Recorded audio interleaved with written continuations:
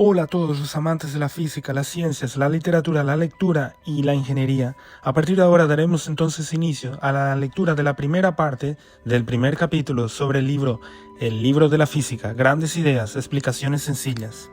Desde ya me gustaría empezar este contenido dando gracias a todos los inscritos y dando gracias a todos los que dieron like, me gusta a este tipo de contenido.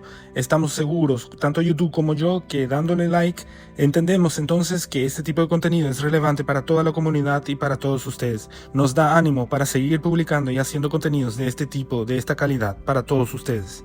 Y si todavía no eres inscrito, por favor inscríbete en este canal, dale like y comparte este tipo de contenido con tus amigos, familiares, a todas las personas de tu entorno. Recuerda que conocimiento es el único tipo de riqueza que cuando compartes no lo divides, lo multiplicas.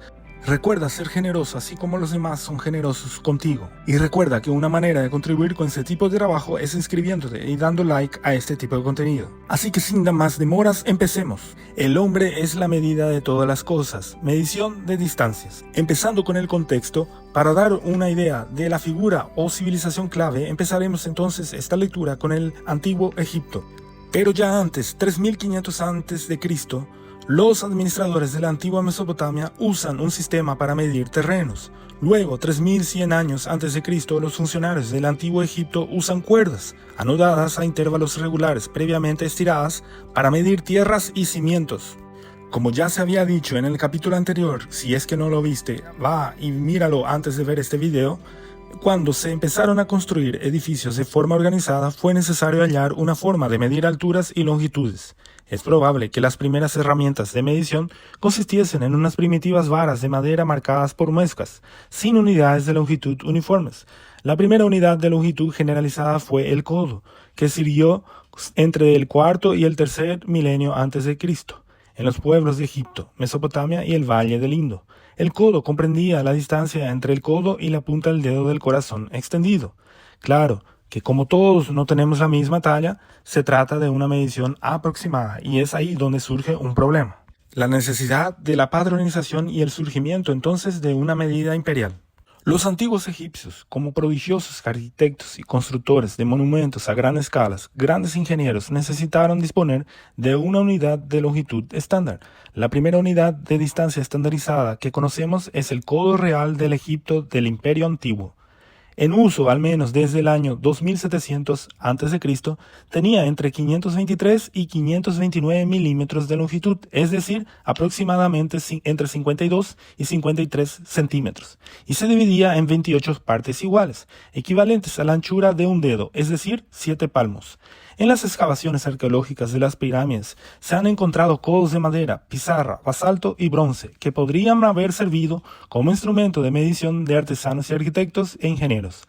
La Gran Pirámide de Giza, donde se halló un codo de la Cámara del Rey, tiene una altura de 280 codos y una base de 440 codos cuadrados. Los egipcios subdividieron el codo en palmos, es decir, 4 dedos, y en manos, es decir, 5 dedos. Pequeños lapsos de 12 dedos, grandes lapsos de 14 dedos o medio codo real, y codos sagrados de 16 dedos o lo equivalente 4 palmos. Además disponían del jet, que equivalente a 10 codos, para medir las lindes de terrenos, y el ítero, es decir, 20.000 codos, para determinar distancias más grandes.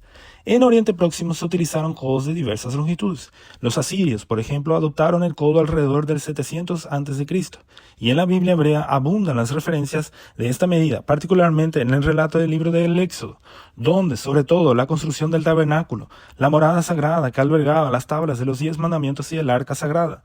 Por su parte, los antiguos griegos desarrollaron un codo con 24 unidades, y así como el estadio de 300 codos. En el siglo III a.C., el erudito griego Eratóstenes, que vivió entre los años 276 a.C.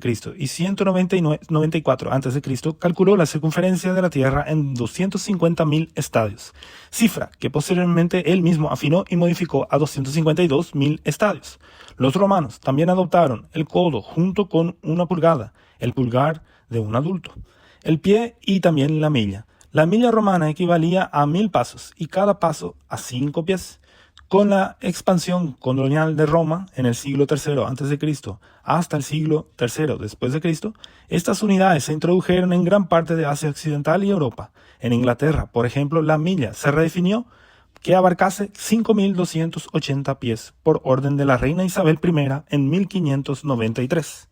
Aún con todo ello, subsistía un problema de fondo. Era sumamente difícil hacer negocios a nivel internacional y llegar a acuerdos entre países, por lo que se requería una unidad de medida mayor, una unidad internacional. Es en ese momento entonces que el mundo de las ciencias redirecciona su mirada hacia el metro.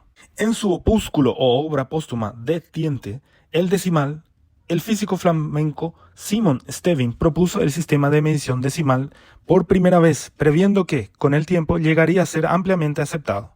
Más de 2 siglos después, un comité de la Academia Francesa de Ciencias comenzó a trabajar en el sistema métrico decimal y definió el metro como una 10.000.000ª parte de la distancia entre el ecuador y el polo norte terrestre.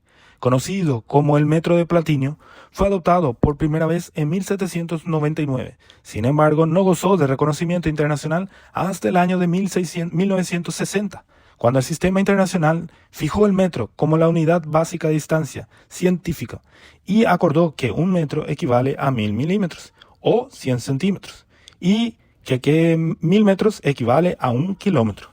El surgimiento de múltiples definiciones. En 1668, el clérigo inglés John Wilkins amplió la propuesta de la unidad de longitud decimal de Stevin y postuló que el metro debería definirse como la distancia recorrida por un péndulo en un periodo de oscilación de 2 segundos. El físico holandés Christian Huygens, que nació en 1629 y falleció en 1695, calculó esa distancia en 997 milímetros actuales.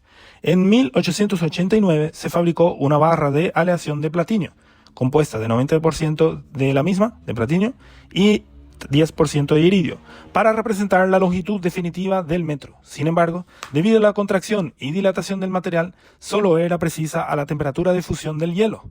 La barra aún se conserva en la Oficina Internacional de Pesos y Medidas, en París.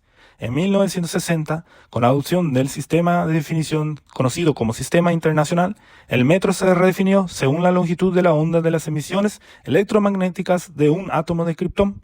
En 1983, no obstante, se adoptó una nueva definición, esta vez la última, la distancia que recorre la luz en el vacío, en un intervalo de 1 dividido 299.792.458 de segundos. Volviendo a nuestro contexto histórico, luego de la imposición de la medida imperial en el antiguo Egipto y pasando unos años después, en 1585, en Países Bajos, Simon Stevin propone entonces un sistema numérico decimal. En 1799, Francia adopta el metro. En 1875, el Tratado del Metro, suscrito por 17 países, estipula la longitud del metro. En 1960, la 11ª Conferencia General de Pesos y Medidas establece entonces el sistema métrico como el Sistema Internacional de Unidades, Système International de Unités, en idioma francés, OSI.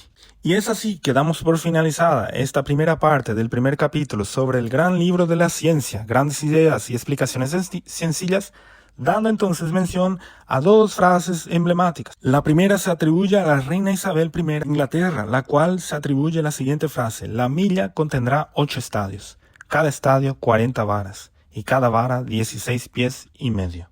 La segunda, contenida en Éxodo 26, capítulos 15 hasta el 16, proferidas por el mismísimo Dios, dice lo siguiente: harás para el tabernáculo tableros de madera de acacia. Cada tablero tendrá 10 codos de largo y 1,5 codos de ancho. Y es de esta forma, amantes de las ciencias y de la lectura, que damos por finalizada la lectura de la primera parte del primer capítulo de Medida y Movimiento, la física y el mundo cotidiano, la cual se denomina El hombre es la medida de todas las cosas, medición de distancias. Con un saludo cordial a todos los inscritos, un agradecimiento especial a todos los que nos dieron like, me gusta a este canal. Y recuerda que conocimiento es la única riqueza que cuando la compartes no divides, la multiplicas. Así que comparte este conocimiento con todas las personas que conozcas, dale like, me gusta y inscríbete en este canal si no estás inscrito. Nos vemos pronto en el video número 4 sobre el libro de la física, grandes ideas y explicaciones sencillas. Hasta luego.